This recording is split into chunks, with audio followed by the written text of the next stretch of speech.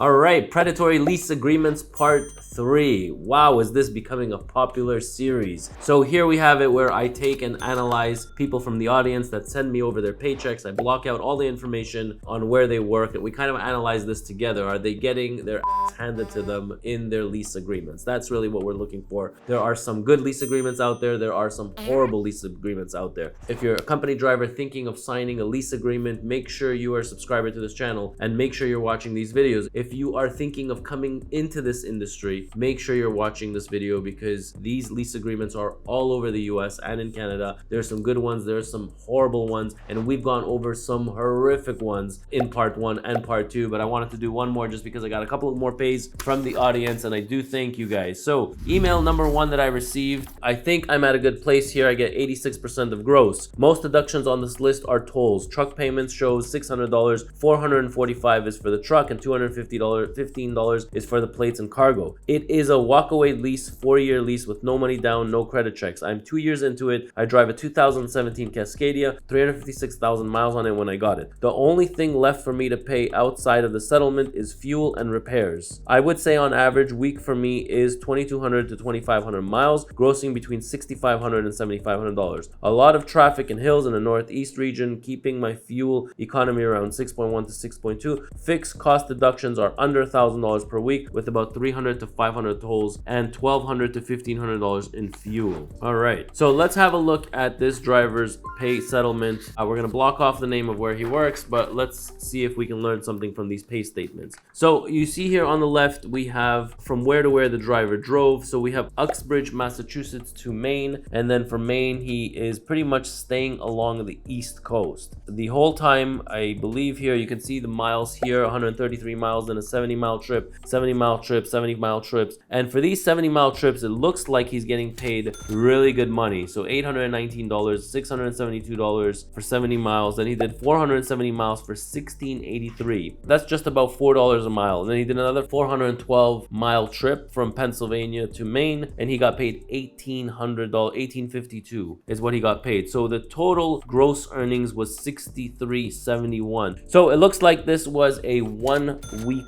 pay statement. The pay starts on May 1st, then you have May 2nd, May 3rd, and May 4th, probably continuing till about May 5th. So it's a 1-week pay statement. The check date is for May 8th. We can see it up on top. Now, here are all of his deductions. My God, it actually looks like a lot of deductions. And I'm not gonna flip into page 3 yet. I just wanna go over some of his deductions. So yes, he's paying for tolls. Yes, he's paying for fuel. You can see here that there is a truck payment, and that is $660. And there is a special trailer rate of $205. Now the truck payment consists of, in his email, what he summarized to us is the truck payment is $445 for the truck and $215 for the plates. Now let's look at his earnings, okay? Now you can see here that the total deductions is $1,336. His gross earnings was $6,371. Net pay is $5,035. Now this driver drove only 1,225 miles. Now, is this a good lease agreement? This is a great lease agreement. Honestly, it doesn't get better than this. I mean, this is phenomenal. This driver, I mean, just like you summarized it in the beginning, are you in a good lease agreement? Yes, you are in an absolutely amazing lease agreement. I have yet to see such a good lease agreement. Maybe this is just one pay. I wish I would have had one more pay of yours, but I really think, thank you so much, Zach, for sending in your pay statement. But I really think that you are in an unbelievable lease, even though you're paying only $445. The truck is a 2017 Cascadia. At the end of the day, guys, it all lies down to the bottom line, and the bottom line is what you're driving versus what you take home. So the driver drove 1,225 miles, okay, and he took home $5,035. I've never seen anything like this. This is a really, really good lease agreement. The driver is extremely profitable and much better than a company driver. You'll never find a job paying $5,000 for 1,225 miles. So yes, you are doing a phenomenal job, and stay with what you have. Now let's get into our second guy. Okay, so let's start off with the email. Attached is multiple statements. The company that I am quitting right now while watching your videos, oddly enough, the statements are in identical format. For more information, you can call me. This company almost made me go bankrupt. Here is my phone number. All right, let's look over these pay statements, and based on his emails, I can just guess what they're going to be like. So let's take a look at this. Looks like it is also a weekly pay statement. This pay does not show me dates, which drive me nuts. Okay, so we know that the driver, will guess that this is a 1 week pay statement because we know the driver drove 2,314 miles, Yakima, Washington to Louisville, Kentucky. We have a gross rate here of $3,900, and we divide that by 2,314, which gives us $1.68 per mile. Again, I have to look at your deductions, and we'll get into that, and let's have a look at the gross earnings for this driver. Okay, so $3,900 was the gross. The net after the deductions was $3,432.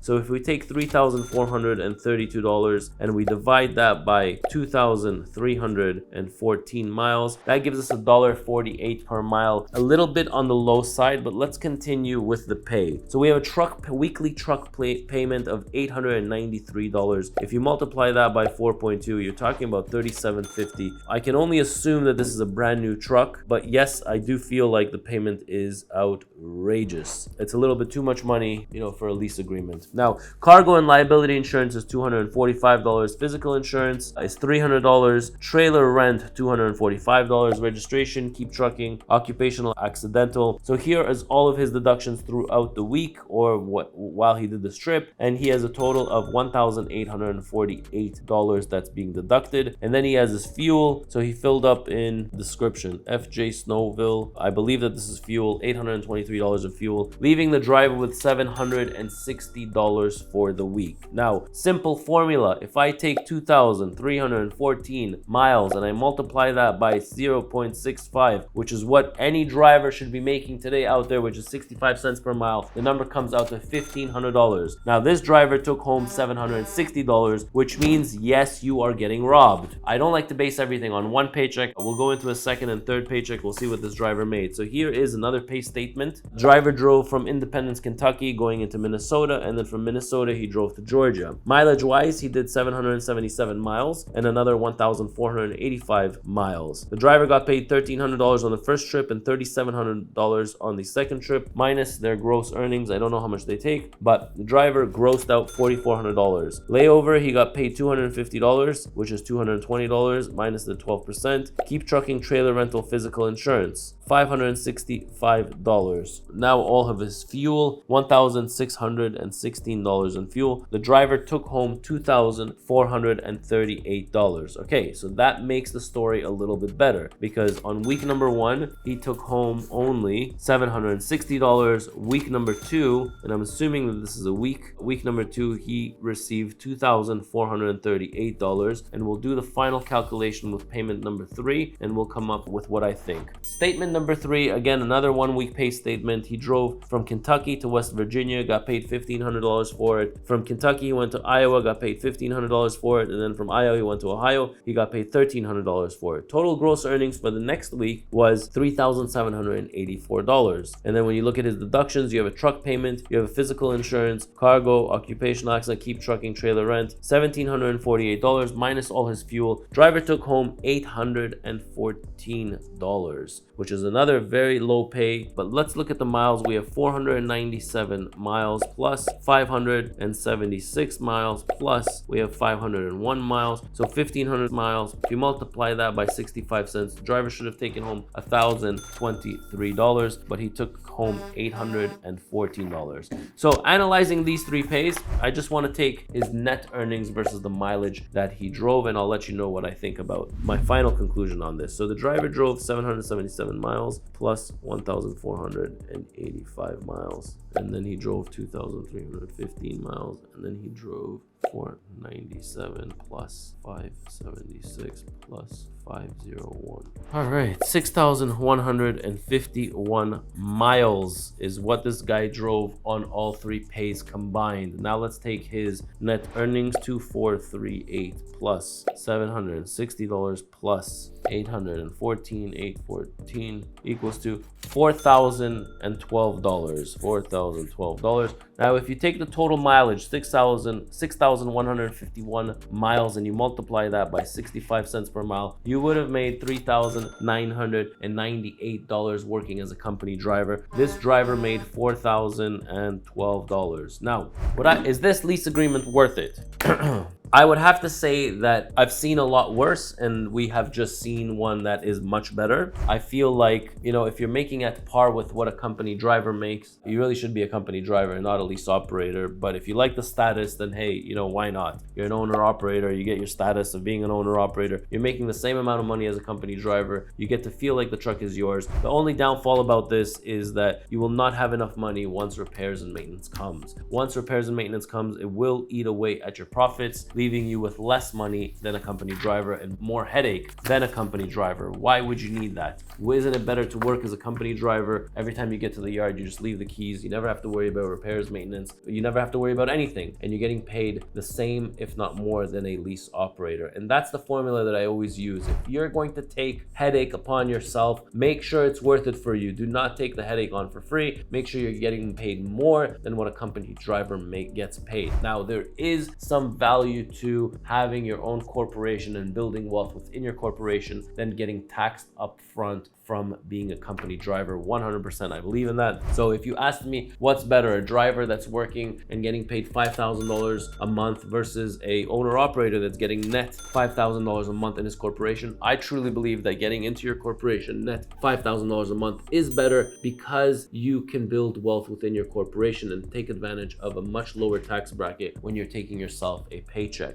Now, for more on this topic, I mean, I've done a couple of videos with corporations and taking advantage of corporations. I'll link it up over there that you can watch that. But there is definitely an advantage to having your own corporation and being an owner operator and building wealth within your corporation. So hope you learned something from this video. If you want me to analyze your video, send it in. Sponsorship at ettransport.ca. Again, I never disclose the name of where you're working and the company. I do believe that it's better to be discreet. I'm not here to bash anybody. I'm just here to educate you, the public, on what is worth it, what is not worth it, and to make you more profitable in our industry. I'm Ronen, Ronen, and I'll catch you in my next video.